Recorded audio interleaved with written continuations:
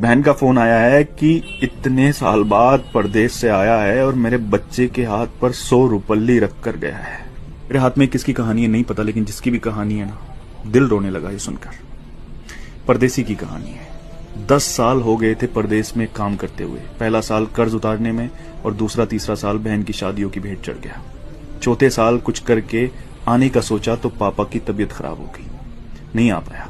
यहां तक कि पापा दुनिया छोड़कर चले गए तब भी नहीं आ पाया। बूढ़ी माँ घर में अकेली थी। आने का सोचा लेकिन कोई बचत नहीं थी, तो फिर परदेश से हिम्मत नहीं हुई कि इतने साल परदेश में रहकर खाली हाथ कैसे जाऊं।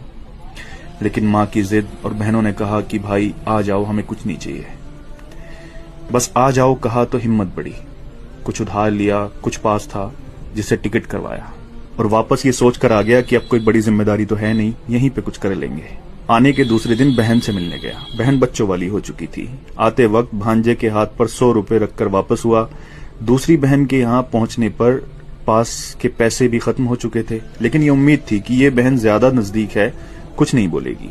वहां से वापसी पर भांजे के हाथ पर कुछ नहीं रखा और जब घर पहुंचा तो मां ने बताया कि एक बहन का फोन आया है। बहुत बड़ा दिल चाहिए यार ये सुनने के लिए। एक बहन का फोन आया है कि इतने साल बाद परदेश से आया है और मेरे बच्चे के हाथ पर 100 रुपल्ली रख कर गया है। इतना तो हम फकीरों को दे देते हैं। दूसरी बोली, मेरे बच्चों के हाथ पर 10 रुपल्ली भी रख कर नहीं गया, ससुराल में मेरी नाक कटा दी। ये सब सुनकर मैं सुन्न रह गया और अब अपनी 10 साल की कमाइयों का हिसाब लगा रहा था। अरे यार, अगर पुराना घर छोड़कर नए घर में भी चले जाओ ना तो ख्वाब हमेशा पुराने घरों के आते हैं। और एक परदेसी तो अपना सब कुछ छोड़कर चला जाता है अपनों के लिए, अपनों को बसाने के लिए। लोग मेहनत करके पैसा कमाते हैं, लेकिन परदेसी मेहनत के साथ साथ अपनी उम्र को बेचकर पैसा कमाता है।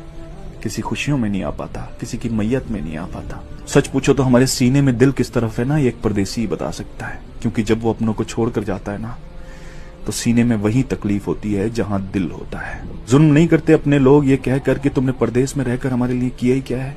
अरे कसम खुदा की, अगर तुम्हें एहसास हो जाए, अंदाजा लग जाए ना कि उसने परदेश में रहकर तुम्हारे लिए क्या किया है, तो इस जुबान को कटवाना पसंद करोगे, लेकिन कभी उसकी कुर्बानियों के खिलाफ बोलना पसंद नहीं करोगे।